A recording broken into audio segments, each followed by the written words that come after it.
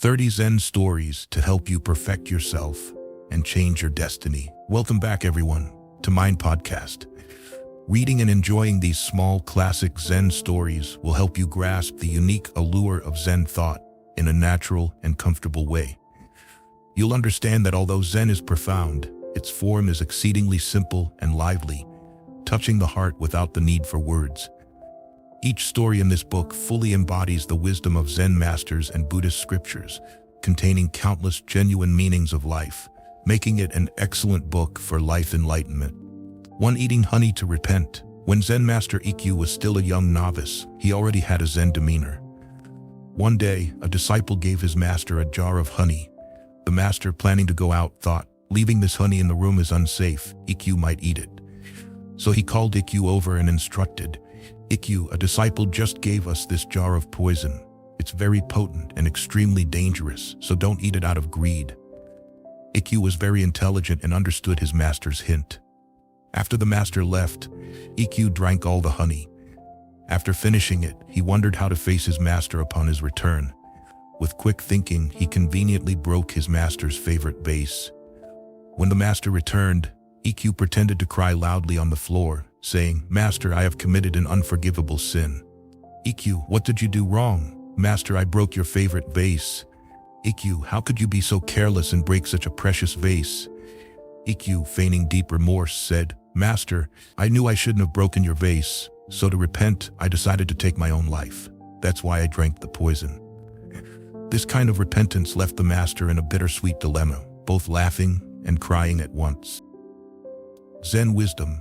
Zen principles, when applied to spiritual cultivation, can indeed illuminate and reveal the true nature of the mind. When applied to daily life, they also hold miraculous benefits. Zen is wisdom, the wisdom of prajna, and the wisdom of humor. Ikkyu, even as a child, was so quick-witted, using such a method to repent. Isn't this the humor in Zen principles?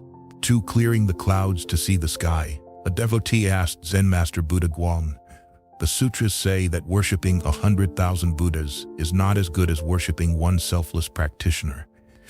What fault do the 100,000 Buddhas have? And what virtue does the selfless practitioner possess? Zen master Dao Guang answered with a verse. A piece of white cloud stretches across the valley. How many returning birds lose their nests?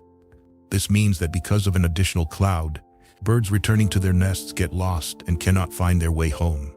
By worshipping Buddhas, you focus on external objects, thereby losing yourself. By worshipping a selfless practitioner, you transcend all distinctions. Although the 100,000 Buddhas have no faults, the selfless practitioner can help you recognize yourself. The devotee then asked, why do we still use wooden fish and drums in a pure Buddha hall? Zen master Dao Guang replied with another verse, when striking the wooden fish and beating the drum, it reaches beyond the clouds to the stars. This means that the pure Buddha hall needs to use the wooden fish and the drum with no ulterior motives. The wooden fish, which never closes its eyes, symbolizes diligence and perseverance. The drum is beaten to remove karma and increase blessings. The sounds of the wooden fish and drum reach beyond the clouds, transcending the sufferings of reincarnation. The devotee further asked, if one can practice Buddhism at home, why must one become a monk? Zen master Dao Guang replied, the peacock, though beautiful, can't fly as high as the swan. This implies that while practicing Buddhism at home is good, it cannot compare to the focused and dedicated practice of a monk. The peacock's colorful feathers cannot help it fly higher than the swan. The clouds in the devotee's mind were finally cleared by Zen master Dao Guang. Some questions, when unresolved, can feel like a tangled mess.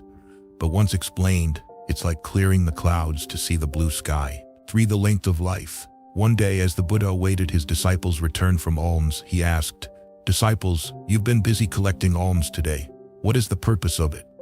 The disciples respectfully replied, Buddha, we seek to nourish our bodies to maintain our physical form and achieve purity and liberation in life. The Buddha looked at them with serene eyes and asked, so how long do you think the lifespan of the physical body is? Buddha, sentient beings generally live for several decades. Confidently answered one disciple. The Buddha shook his head, saying, you do not understand the true nature of life. Another disciple then said solemnly, "Human life is like flowers and grass. In spring, they bloom brilliantly, but in winter they wither and turn to dust." The Buddha smiled approvingly and said, "You understand the impermanence of life, but your understanding of the Dharma is still superficial." Another voice, filled with sorrow, said, "Buddha, life feels as fleeting as an insect that lives from morning to evening, lasting no more than a single day. Yes, you observe the brevity of life, moving closer to understanding the essence of the Dharma, but there's still more to grasp." As the Buddha's denials and hints continued, the disciple's intuition was increasingly stimulated. Then another disciple declared, "Buddha, our lives are like morning dew, appearing beautiful but vanishing in an instant under the sun's rays." The Buddha silently smiled. The disciples discussed the length of life with even more fervor. Then one disciple stood up and proclaimed, "Buddha, I believe that human life is but a single breath."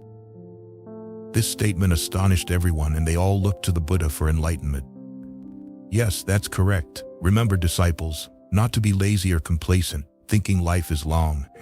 Life is like a drop of dew, a fleeting moment, like flowers and grass that last a season, like humans who live for several decades. Life is but a breath in and out. Seize every moment of life, strive ceaselessly, and advance courageously. The length of life is just a breath in and out.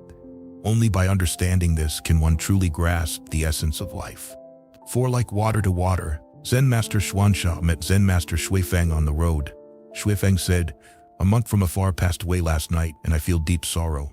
This reminds me of a question someone asked me a few days ago." Xuanxia asked, "What was the question?" Xuefeng replied, "They asked me what happens after a person dies." Xuanxia inquired, "How did you answer?" Xuefeng said, "I told him, after death, it's like ice returning to water." Xuanxia turned to the dark night sky and slowly said, "Yes, that makes sense, but I don't fully agree. Nonetheless, your answer has inspired me." Xuefeng asked, "How would you answer?" Xuanxia bowed his head and clasped his hands, saying, "After death, it's like water returning to water." Xuefeng was deeply impressed. The next day, a monk asked Xuanxia, "What is my true life?" Xuanxia coldly replied, "What do you want your true life to be?" Life is about wanting and losing, gaining and losing. Fear of death is life. Hating life is transcending death. In the sea of humanity, one doesn't notice the pebbles ahead. Zen is not mystical. It is a way of life that can awaken our intuition, nourish the blossoming of life, give us smiles and joy, and help us find our true value. 5. The Beautiful Temple. Buddha was very skilled at explaining Zen principles to his disciples through stories, and the disciples never tired of listening. One day, Buddha told the disciples a story. A king wanted to renovate a temple in the capital. He sent out for highly skilled designers, hoping they could beautify and dignify the temple. Two groups of workers were summoned. One group of famous carpenters and painters, and the other group of monks. Since the king was unsure whose skills were superior, he decided to give them an equal chance to compete. He asked each group to refurbish a small temple located opposite each other. After 3 days, the king would come to inspect the results. The carpenters requested over 100 different kinds of paint in various colors and many tools, while the monks surprisingly only needed a few simple clean tools like cloths and water buckets. After 3 days, the king came to inspect the results. First, he viewed the temple refurbished by the carpenters. They celebrated the completion of their work with drums and gongs, showcasing their craftsmanship with intricate art and vibrant colors. The king nodded with satisfaction. Next, the king turned to inspect the temple renovated by the monks. To his astonishment, the monks had not painted any colors at all. They had merely cleaned the walls, furniture, windows, and all the items in the temple, revealing their natural colors, polished to a shine like mirrors. The vivid colors of the clouds in the sky, the swaying tree shadows in the wind, and even the colorful temple opposite became part of the beautiful scenery reflected in this temple. Its beauty lay in simply being a peaceful receiver of all these elements. Zen wisdom. Our hearts are like a temple. They do not need to be adorned with intricate decorations. It is enough to cleanse the heart, allowing its inherent beauty to shine forth. 6. Time does not age. The disciple Daichi, a student of Zen Master Buddha Guang, returned after studying for 20 years and shared his experiences and knowledge with Buddha Guang. Buddha Guang listened with a faint smile. Finally, Daichi asked, "Master, have you been well these past 20 years?" Buddha Guang replied, "Very well. I have been lecturing, teaching Dharma, annotating sutras, writing scriptures, and traveling through the ocean of Dharma. There is no life more joyous than this. I am joyfully busy every day." Daichi with concern said, "Master, you should rest more." Late at night, Buddha Guang told Daichi, "Go rest now. We can talk more later." The next morning, Daichi heard the sound of the wooden fish and chanting from Buddha Guang's room. Buddha Guang was tirelessly instructing waves of devotees coming to worship, explaining the Dharma. In the meditation hall, if there were no students reporting their insights, he prepared materials for the followers. He was always busy. Daichi rarely found a moment when Buddha Guang was not engaged. Seizing a free moment, Daichi asked, "Master, we have been apart for 20 years. You are still so busy every day, yet you don't seem to age. How is that?" Buddha Guang responded, "I do not feel the passing of time." Zen wisdom, not feeling the passage of time essentially means there is no concept of aging in the heart. Confucius said, "The noble person is so engaged in their pursuit that they forget about eating, so joyful that they forget their worries, and do not realize that old age is approaching." 7. The first in tea ceremony. Sen no Rikyu is the founder of the Japanese tea ceremony and was a distinguished disciple of the famous Zen master Ikkyu. He held an extremely prestigious position in Japanese society.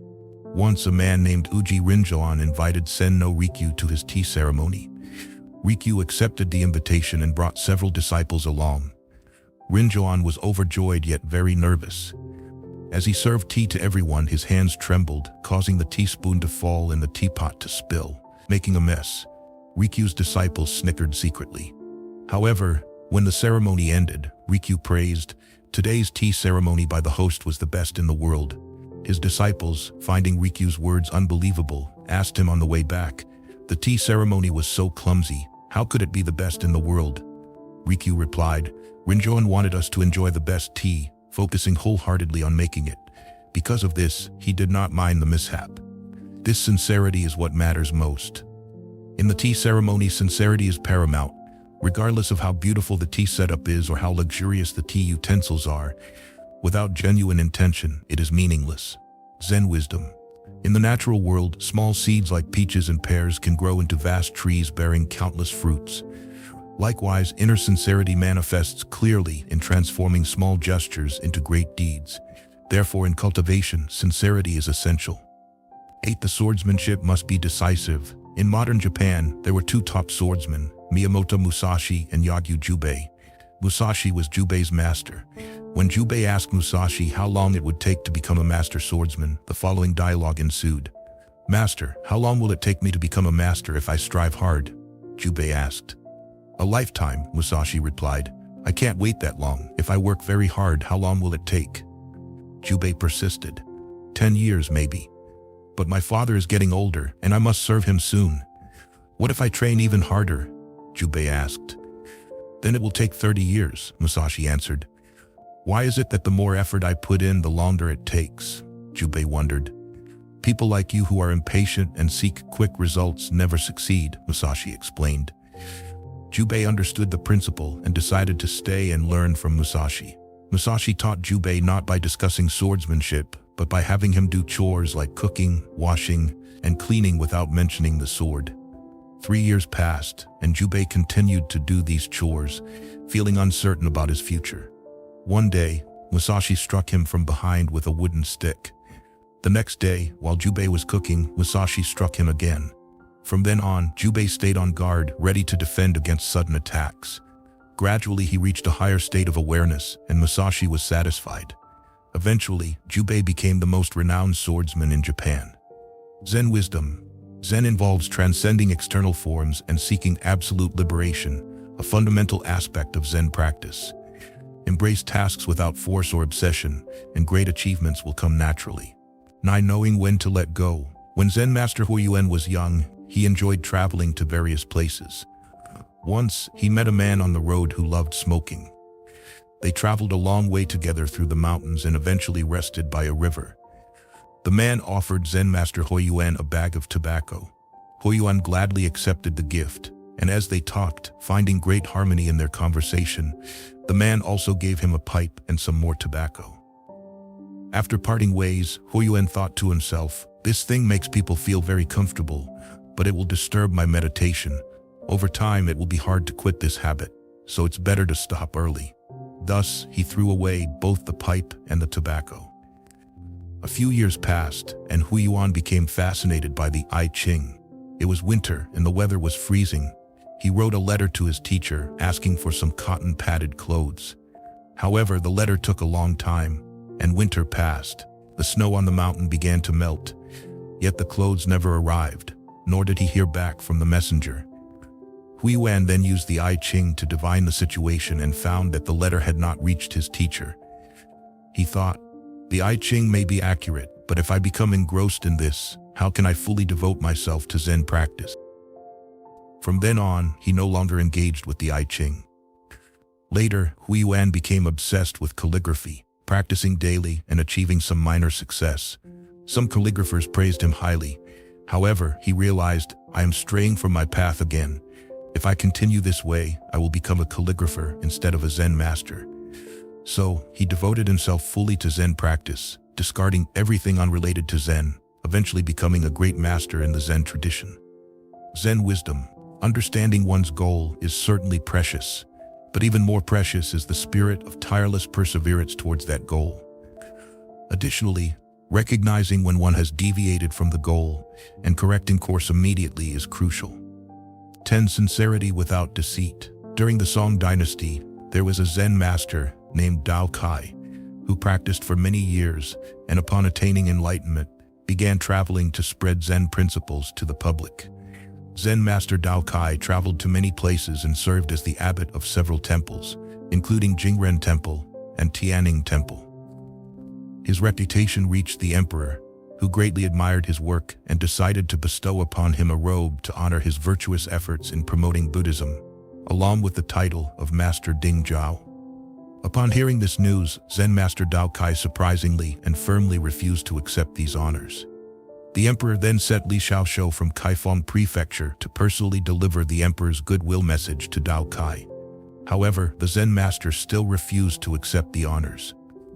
Frustrated by Dao Kai's repeated cold rejections, the emperor ordered the local officials to arrest him, hoping punishment would change his mind.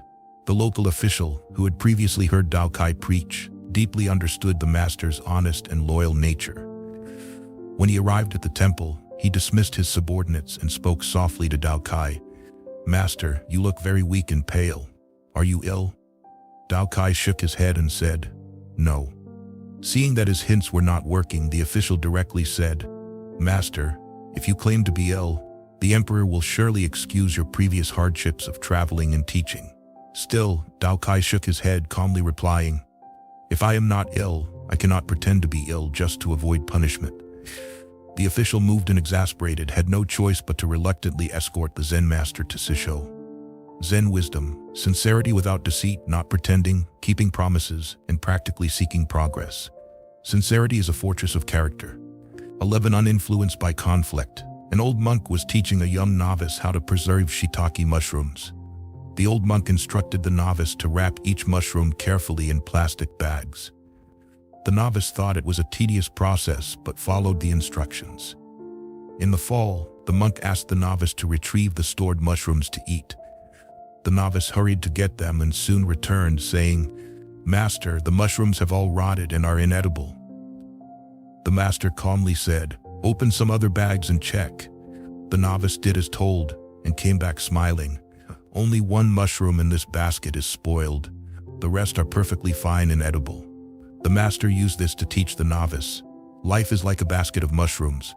If you carefully wrap each conflict like wrapping mushrooms in plastic bags, isolated failures and setbacks won't affect the larger success. Most of the mushrooms in the basket are still good and edible. Thus, Zen teaches that partial failures are inevitable, but one must trust that future success will come and not be discouraged by minor mistakes. Zen wisdom. Conflict is inevitable in all things, but how to manage it is crucial. Facing all opposites with a calm heart ensures one is not affected by fear of conflict. 12. No work, no eat. Zen master Baizhang Huaihai from the Tang dynasty once said, "If you do not work, how can you eat? A day without work is a day without food." This spirit has become a model for monasteries for thousands of years. After succeeding Zen master Mazu Daoyi, the founder of the monastery system, Baizhang established a series of systematic rules, such as the monastic rules of Baizhang and the monastic pure rules, which provided a framework for monastery life. Baizhang advocated for the Zen agricultural life. A day without work is a day without food. He faced many challenges because traditional Buddhism relied on precepts for livelihood, whereas Baizhang changed this by promoting agricultural Zen for self-sufficiency. Some even criticized him as a heretic. Baizhang lived at the peak of Baizhang Mountain, hence the name. Every day, besides leading the monks in practice, he personally engaged in labor-intensive work, ensuring self-sufficiency in daily life. Despite his advanced age, he continued to carry firewood up the mountain and plant crops in the fields, embodying the spirit of agricultural Zen. His disciples, out of concern for their aging master, pleaded with him not to undertake heavy labor, but Baizhang insisted, saying, "I am an undeserving worker. If people do not work, won't they become useless?" The disciples, unable to stop him, hid his tools, but Baizhang resorted to fasting in protest. His disciples anxiously asked, "Why don't you eat or drink?" He replied, "A day without work is a day without food." The disciples reluctantly returned his tools, allowing him to work freely. Baizhang's principle of self-sufficiency not only followed the life of a day without work is a day without food, but also called for the spirit of carrying water and firewood is also Zen. Regardless of chanting or practicing Zen, the true essence of practice is not an excuse for laziness. Work is the foundation of all activities, embodying the spirit of no work, no eat. Zen wisdom. Some believe that practicing Zen requires complete isolation from worldly affairs, not even engaging in work, just chanting. In reality, not working and disconnecting from life are not true Zen. 13. Calming the storm. A Zen master was traveling and encountered someone who disliked him. For several days, this person used various methods to insult the master.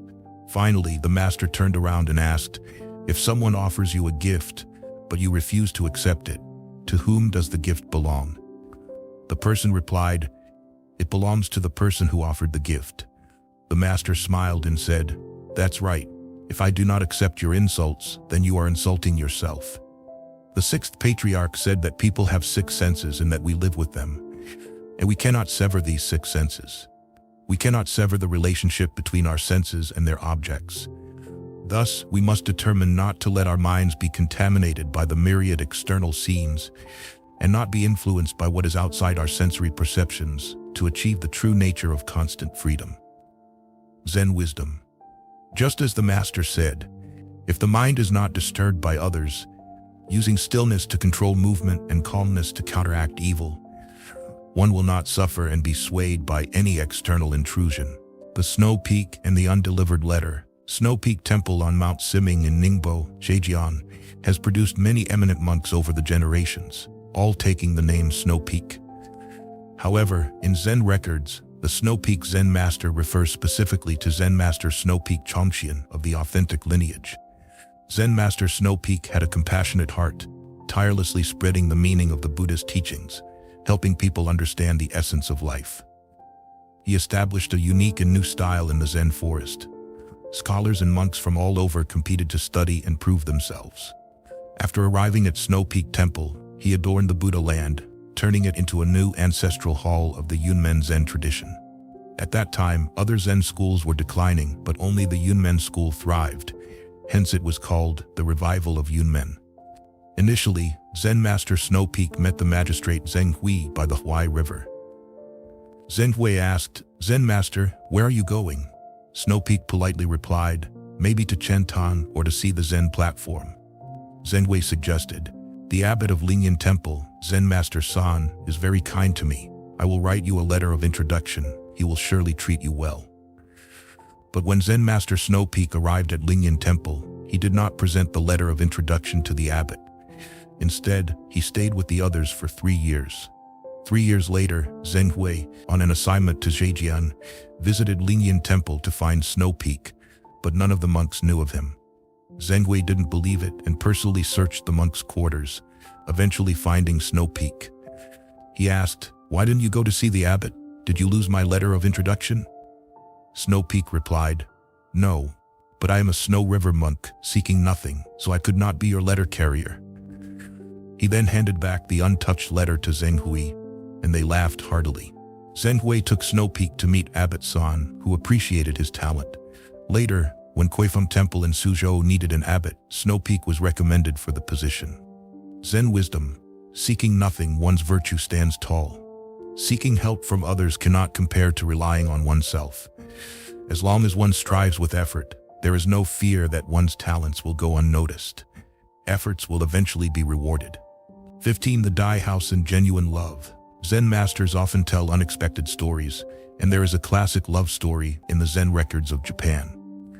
During the Edo period in Japan, the profession of courtesans was prevalent. These courtesans were meticulously selected for their beauty and intelligence. They were well versed in music, chess, calligraphy, painting, psychology, and romance, primarily engaging with officials and aristocrats, holding high social status. The most outstanding among them were called Taiyu, who could only associate with lords and wealthy merchants. At that time, the most famous Taiyu was Kawai. She had great influence and usually entertained only feudal lords or wealthy merchants, each engagement costing 15 pieces of gold. A dyer named Lao Ju greatly admired Taiyu Kawai. However, due to his status, he could not approach her. What should he do?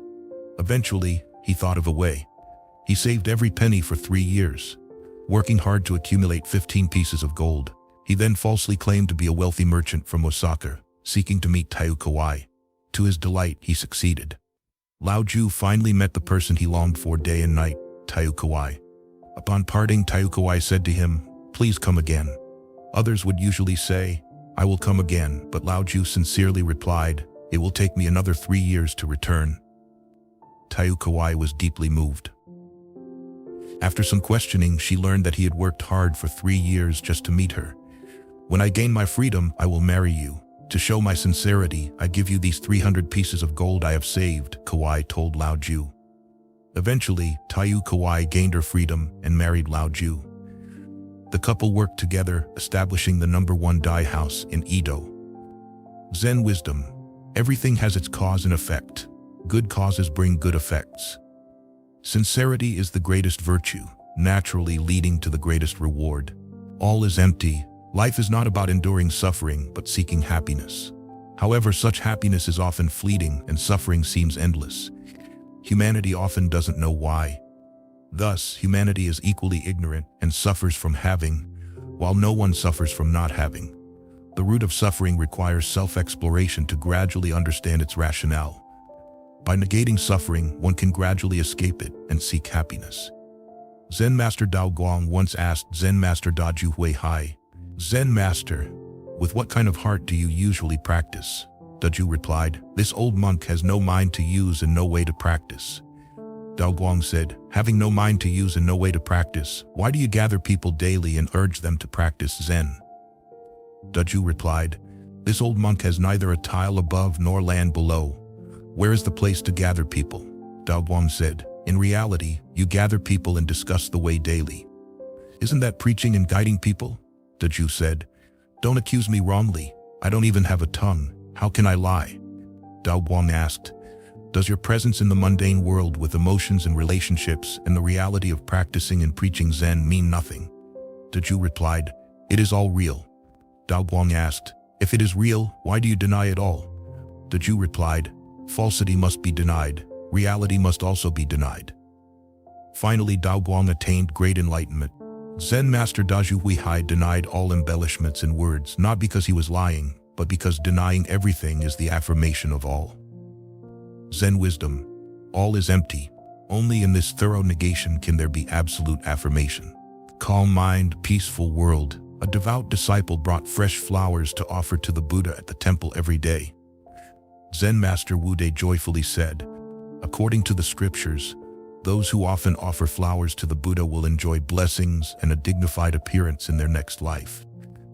The disciple replied, "Every day when I come to the temple to worship the Buddha, I feel as if my soul is cleansed, but when I return home my mind is still troubled. Master, how can I keep a pure heart in the noisy city?" Zen Master Wu Dei asked, "You offer fresh flowers to the Buddha. How do you keep the flowers fresh?"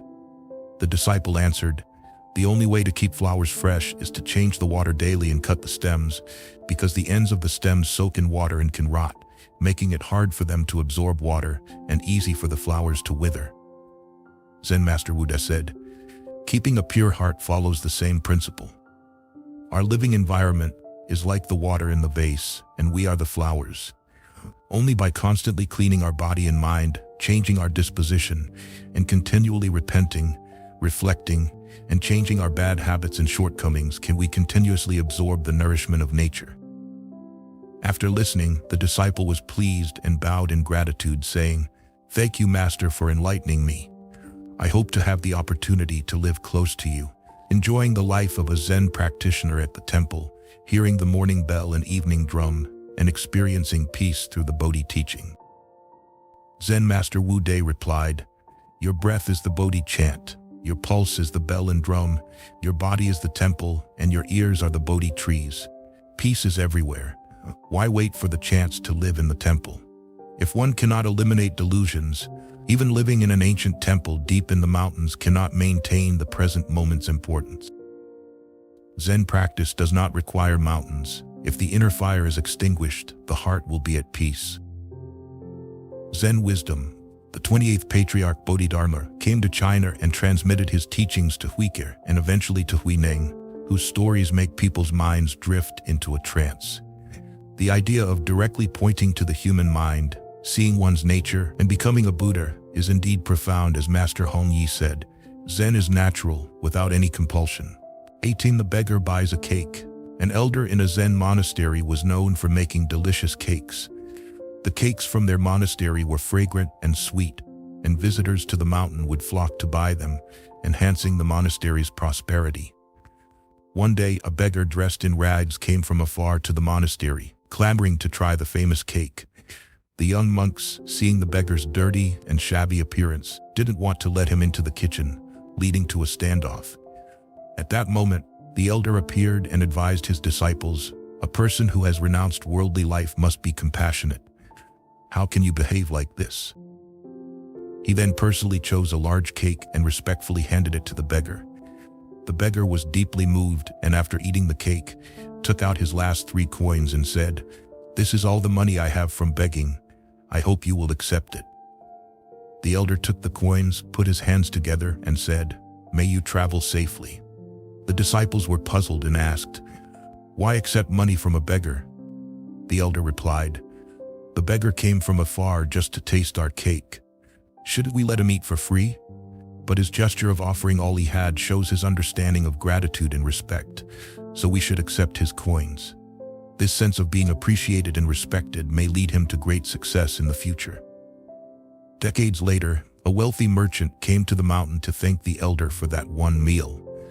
This surprised many old monks, as the merchant was none other than the beggar who had offered 3 coins for a cake years ago. Zen wisdom. Offering a cake to a beggar can relieve their hunger, but accepting money from the beggar can preserve their dignity. Filling the stomach solves an immediate need, while preserving dignity can inspire a lifetime. 19. A village of chrysanthemums. One day, a Zen master brought a chrysanthemum plant from the suburbs and planted it in the Zen garden. By the 3rd autumn, the entire Zen garden was filled with blooming chrysanthemums, turning it into a chrysanthemum garden. The fragrant flowers' aroma reached the village below the mountain. Consequently, villagers climbed the mountain to admire the flowers and praised, "The flowers are beautiful." They asked the Zen master for a few plants to take home. After receiving the master's permission, they dug up the roots. People kept coming to ask for flowers until all the chrysanthemums in the Zen garden were taken. Seeing the desolate garden, the disciples lamented to the Zen master, "What a pity, the garden was full of color and fragrance." The Zen master smiled and said, "It is even better this way. In 3 years, this place may become a village of chrysanthemums." The disciples, upon hearing this, smiled brightly. Zen wisdom. Enjoying happiness alone is not as good as sharing it with others. This principle applies to both Confucians and Zen practitioners. 20 Afflictions Are Bodhi. 3 sad-faced devotees came to seek guidance from Zen Master Wu Dei on the same issue. Seeing the master, they asked, "Zen Master, how can we live happily?" The master asked in return, "Why do you live?" The first devotee replied, "I live because I don't want to die." The second said, "I live because I want to have many descendants in a better old age." The third said, "I live because my family depends on me, so I cannot die." The Zen master said, "Then you will never live happily." The 3 were no longer sad and asked the Zen master for further guidance. The master said, "You live in fear of death, waiting for old age, and burdened by responsibilities. These are not the wishes of your heart. They have no ideals or meaning, so how can such a life be happy?" The master asked, "What do you consider happiness?" The first person said, "I think money brings happiness." The second said, "I believe love brings happiness." The third said, "I believe fame brings happiness." The master said, "Not so. If you wait to attain those things, you will suffer even more." The 3 were confused and pleaded for further teaching. The master said, "If after gaining wealth, love, and fame, you are plagued by troubles, anxieties, and greater desires, you will naturally suffer more. To feel comfortable, you must have the concept of letting go and transform your thoughts. Wealth must be given to bring joy, love must be offered to bring happiness, and fame must be used to serve others to find joy. Can you do that?" The 3 devotees then attained sudden enlightenment. Zen wisdom. Pursuing worldly things cannot be forced. Everything must follow natural laws. Giving leads to receiving, and to receive, one must give. This cycle brings joy. Establishing true, meaningful ideals and striving positively eliminates afflictions and brings comfort. 21 A Mouthful of Beautiful Teeth. Zen Master Buddha Light was always compassionate toward his followers, especially concerning their health needs, education, and daily necessities, ensuring they had an ideal monastic life. One day, the head accountant presented a stack of bills and frowned, saying, "Master, lately, many people are suffering from toothaches. Although toothaches are not severe, they are very uncomfortable. The monastery tries to help everyone, but dental treatments are extremely expensive.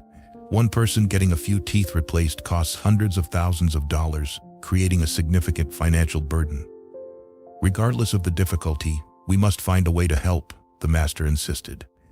The accountant replied, "These people benefit from the monastery's generosity, but instead of expressing gratitude, they often criticize and show dissatisfaction. I don't think it's worth spending money on them." Zen Master Buddha Light, seemingly talking to himself, said, "These people may say unworthy things, but we cannot let them go without a mouthful of beautiful teeth." Providing good teeth for everyone, allowing them to enjoy the beauty of life, is the joy of Zen. Whether the followers express gratitude or not, doesn't matter to a Zen master who deeply understands the principle of selflessness. Zen wisdom. All Buddhas and sages wish to serve sentient beings, not only to give them beautiful teeth, but to transform their hearts and cultivate good Buddha nature. 22. Difficult to awaken from clinging. There was a man working outside, crossing mountains and rivers and facing great hardships. While passing a steep mountain slope, he accidentally fell into a deep ravine. Clinging desperately to a dry branch, he managed to save his life, but he was stuck midway, unable to climb up or down. Suddenly he saw the Buddha standing on the cliff, looking at him compassionately. The man called out for help. "Buddha, please save me." The Buddha replied, "Saving you is not difficult, but you must follow my instructions." The man said, "In this situation, how dare I not listen to you? I will do whatever you say." The Buddha then said, "Let go of the branch you are holding on to." Upon hearing this, the man thought, if he let go, he would fall into the abyss and be crushed to death. So he clung even more tightly to the branch. Seeing that the man was stubborn and difficult to enlighten, the Buddha left. If you have the guidance of a virtuous and knowledgeable elder, do not dismiss it lightly. Strive to absorb their good experience, and you will be able to resolve your immediate doubts. However, if you are arrogant or stubbornly clinging to your delusions, it will be difficult to escape your predicament. Zen wisdom. The Buddha said, "All teachings are for the salvation of all beings. Clinging to the teachings without understanding them is truly not understanding one's own nature. Such a person cannot be enlightened by the Buddha and cannot be saved. It is truly pitiable. Turning back is a wall. One must awaken and realize, dispelling doubts here and now. 23. Treasure your nature. Zen Master Shihei was traveling outside when he met a young man. They chatted and didn't notice that night had fallen, so they had to stay in an inn. In the middle of the night, the master heard someone sneaking into his room. He shouted, "Who's there?" The intruder, frightened, knelt down. Zen Master Shihei pulled off the black cloth covering the intruder's face and saw it was the young man from earlier. The master said, "So, you are a thief. How many times have you stolen before?" The young man replied, "Countless times." The master asked, "How long does the pleasure of stealing last?" The young man answered, "It depends on how valuable the stolen goods are." The master pressed on, "At its best, how long does the pleasure last?" The young man replied, "A few days at most, then it's no longer enjoyable." The master said, "If you are a thief, why not make a big haul?" The young man asked, "Do you have experience? How many times have you stolen?" Zen Master Shihei replied, "Only once." The young man, puzzled, asked, "Only once? Is that enough?" The master replied, "Although only once, it is enough for a lifetime." The young man, now very curious, asked, "Where did you get it? Can you teach me?" The master grabbed the young man's collar and said sternly, "Do you understand this? This is a treasure beyond measure. You should devote your life to a righteous career and it will last you a lifetime. Do you understand?" This profound revelation awakened the young man from his delusions. Greed for external wealth had blinded him to the infinite treasure within himself. Realizing this, he became a disciple of Zen Master Shihei and eventually became a famous Zen monk. Zen wisdom. When we think we have nothing, we must remember we possess a noble soul. Failure is insignificant. Start anew. Do not succumb to defeat. Heaven and hell coexist in our perceptions. 24. The integrity of heart. People with a Zen mind do not mind worldly slander and strive to seek clear and honest wealth to save the world. How many can understand this heart? Zen Master Uninfluenced was a renowned painter who once said, "It's easy to paint a tiger's skin but difficult to paint its bones. It's easy to paint a person's face but difficult to paint their heart." This not only reflected his artistic pursuit but also had a deeper meaning. Zen Master Uninfluenced had a habit of insisting on being paid before he started a painting. One day, a lady requested a painting from him. He asked, "How much can you pay?" She replied dismissively, "Whatever you ask, but I want you to paint in front of everyone at my house." Zen Master Uninfluenced agreed and took his good brush to her house. After finishing the painting and receiving his payment, the lady said to everyone, "This artist is only after money. Although his paintings are beautiful, his heart is filthy. Money has tainted his purity, yet he still wants to be a great Zen master. This dirty work of art is not worthy to hang in my living room. It can only adorn my skirt." She then took off her skirt and asked Uninfluenced to paint on it. He asked, "How much will you pay?" She replied, "Whatever you want." Uninfluenced quoted a very high price and painted as she requested, then left immediately. Everyone wondered why a great Zen master would be so greedy and ignore such humiliation. It turned out that Zen Master Uninfluenced's place often suffered from crop failures, and the wealthy wouldn't help the poor. So, he built a granary to store rice for relief efforts. Additionally, his master had vowed to build a temple before he died, and Uninfluenced wanted to fulfill his master's wish. After completing these missions, Uninfluenced abandoned painting and retired to the mountains, never painting again. When the lady learned the truth, she felt deep remorse, but also gained enlightenment. Zen wisdom. Money is filthy but can be used. The heart is pure but also compassionate. In today's complex society, people no longer pay attention to the innocent words of others. A pure heart is serene. Understanding oneself brings natural peace. 25. The heart and nature are one. A monk came to study under national teacher Huisheng in Nanyang and asked, "Zen is another name for the heart. The heart is unchanging, and true nature does not diminish." The patriarch simplified this into nature. "Master, what is the difference between the heart and nature?" Huisheng replied, "When confused, they are different. When enlightened, they are the same." The monk asked, "The scriptures say that Buddha nature is eternal. but the heart is impermanent. How can you say they are the same? Huichong patiently illustrated with an example. You only pay attention to words, not the meaning. For example, when it's cold, water turns to ice. When it's warm, ice melts into water. When confused, nature becomes the heart. When enlightened, the heart merges back into nature. Heart and nature are fundamentally the same, differing only in confusion and enlightenment. The monk finally understood the heart. Though confusion and enlightenment differ, the heart and nature are fundamentally the same. Like gold, which can be made into earrings, rings, bracelets, and other items, they are different but essentially gold. Similarly, heart and nature may seem different, but they are both our true nature. In Buddhism, there are many terms for heart and nature, such as original face, Tathagata store, Dharma body, true form, self-nature, thusness, essence, true heart, prajna, and Zen. These terms aim to help us understand ourselves. Zen Wiz, the heart is Buddha. Heart and nature are one. Buddha nature is equal. Self-trust is self-establishment. This is the fundamental thought of practitioners. Zen Education. In the Zen monastery where Zen Master Xian'ai resided, there was a student monk who often sneaked out at night to have fun. One night, Zen Master Xian'ai discovered a high stool at the corner of the wall. Realizing someone was sneaking out, he quietly put the stool away and stood in its place, waiting for the student monk to return.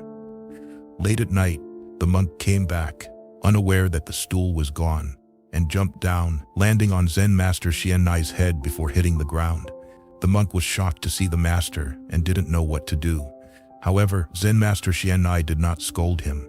Instead, he comforted him, saying, "It's late, the dew is heavy. Take care of your health and quickly go inside to put on some more clothes." On another occasion, a couple was arguing. Zen Master Xian'ai advised them, "Even thick snow melts when the sun rises. Cold rice becomes warm when the fire burns. Husbands and wives live together because of fate, and they should be like the sun warming each other, like fire making each other passionate. I hope you respect and love each other." The couple stopped arguing and returned to a peaceful life. Zen wisdom. The best education is love, using encouragement instead of scolding, care instead of punishment, which brings better educational outcomes. Silent Zen Temple. During the later Han Dynasty of the Five Dynasties, Lu Wang invited Zen Master Yunmen and the monks from his temple to the palace for a summer retreat. While in the palace, they were respectfully asked about the Dharma by the palace maids, as Lu Wang was a devout believer. Consequently, discussions on Zen and Dharma teachings were held daily, making the place very lively. The monks would preach to the palace maids and eunuchs. However, Zen Master Yunmen remained silent, meditating quietly on one side, making the palace maids afraid to approach him for guidance. A court official intentionally asked Zen Master Yunmen about the essence of the Dharma, but Yunmen remained silent. The official, instead of being offended, respected him even more and posted a poem in front of the Jade Hall. Great wisdom cultivates Zen. Zen should be silent rather than noisy. A myriad of clever speeches are not as good as the truth. Zen should ultimately remain unsaid. The true Zen practitioner remains silent like thunder. Although no words are spoken, it is a profound revelation. True Zen masters, like wandering cranes in the mountains, wear 3 pieces of clothing, moving with the wind. Even with auspicious opportunities and luxurious palaces, they are not tempted or swayed by power. This is the true realm of Zen, deserving of reverence. Zen wisdom. Silence is the best method of Zen practice. First practice active work, then passive work, gradually progressing to sitting meditation, reaching a state of no self and no ego, where external disturbances cannot penetrate. 28 Worldly eyes see nothing. During the assembly at Mount Gridrakuta, the Buddha held a 10-colored mani gem and asked the 4 heavenly kings, "What color is this mani gem?" After examining it, each heavenly king gave a different answer: green, yellow, red, white. The Buddha then withdrew the gem and asked, "What color is the mani gem in my hand now?" The 4 heavenly kings, puzzled, answered in unison, "Buddha, there is nothing in your hand now, no mani gem." The Buddha said, "I showed you a worldly gem, and you distinguished its colors. But the true precious gem before your eyes, you did not notice. How confused you are." The 4 heavenly kings, upon hearing this, gained insight. The mani gem symbolizes our true Buddha nature. People in the world are often preoccupied with chasing wealth and honor, missing the true essence of life. Zen wisdom. Zen values the sudden enlightenment of the true self, revealing our nature. People are often trapped by desires and materialism, losing their true nature. Zen aims to awaken this nature, freeing our perceptions and hearts. 29 Drop of Water Enlightenment. Zen Master Nissen was very meticulous about cleanliness and bathed every evening. One day, as the bath water was too hot, he asked his young disciple to bring a bucket of cold water. The disciple obediently brought the water but carelessly spilled the leftover water on the ground. Nissen scolded him, saying, "Foolish boy, why waste even a drop of water? Everything, big or small, has its use. You could water the plants or flowers and give life to the water." Hearing this, the young disciple became enlightened and changed his Dharma name to Drip of Water. This monk later became known as Monk Drip of Water and was highly respected. Zen wisdom. Helping others when needed can be as simple as adding firewood in winter. 30 That is Hell.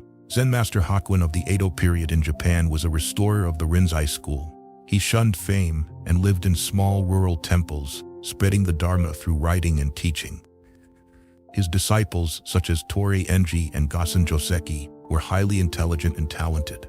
A samurai visited Zen Master Hakuin, asking, "Zen Master, is hell and paradise real or fictitious? If real, can you personally show me?" Hakuin harshly insulted the samurai's honor, calling him a hypocrite, a rogue. The samurai, though shocked, remained calm, controlling his anger. But when Hakuin mocked his sword skills, the samurai could no longer contain his rage. Drawing his sword, he threatened Hakuin, saying, "You bald-headed rogue, how dare you insult me?" The samurai's eyes blazed with fury, and his sword pointed at Hakuin. Unfazed, Hakuin said, "Didn't you ask to see hell? This is hell." The samurai, realizing his mistake, calmed down and apologized. "I'm sorry, Zen Master, I lost my temper." Hakuin smiled and said, "And this is paradise." Zen teachings say, a righteous thought opens the path to heaven, a wicked thought opens the door to hell. All phenomena arise from the mind. When goodness arises, it is paradise. When evil arises, it is hell. This was the lesson Zen Master Hakuin wanted to impart to the samurai.